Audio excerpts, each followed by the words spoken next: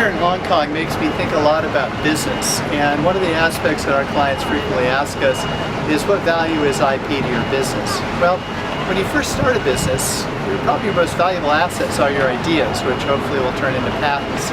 As business progresses and you make more and more of your products, you make more and more money, your brand name becomes as important, and in some cases will eventually surpass the importance of your patents, to the point where if you run a good business and your brand becomes famous, hopefully your trademarks will eventually become the most valuable aspect of your business. I love Hong Kong! I love Hong Kong! I love Hong Kong! Okay, we've got some background noise there, don't we?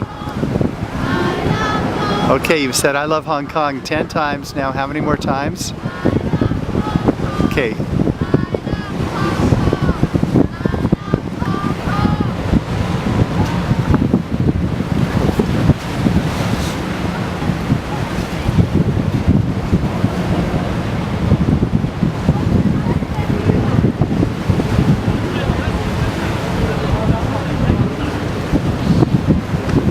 If you're thinking about filing trademarks in more than one country, often the best way to do that is through a mechanism known as the Madrid Protocol, where you can take a US filed application and have that same application applied for in a number of different countries using one simple application process. Now, a lot of people will think that just by filing a Madrid Protocol application, you've got an international trademark. Well, you don't. All you've done is you've successfully applied in a number of different countries, but that doesn't mean your trademark application will be approved.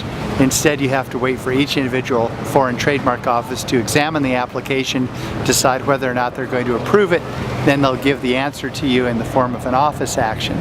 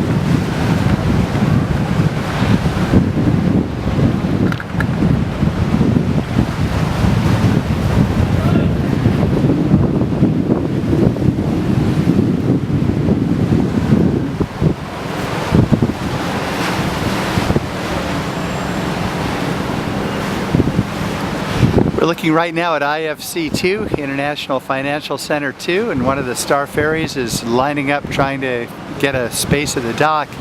I'd like to talk a little bit about federal versus state trademarks. A lot of people would like to save some money and just file for state trademarks, which is a fine idea up to a point.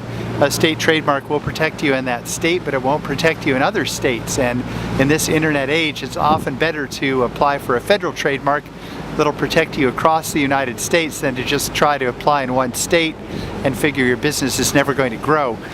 Since you can sell just about anything over the internet, realistically, the minute your website hits the on button, you're advertising your goods throughout the entire world, and so it's probably a better idea to spend a little bit more money on a federal trademark application than it would be to try to just protect you in a state, particularly if you end up expanding and then having to file state by state.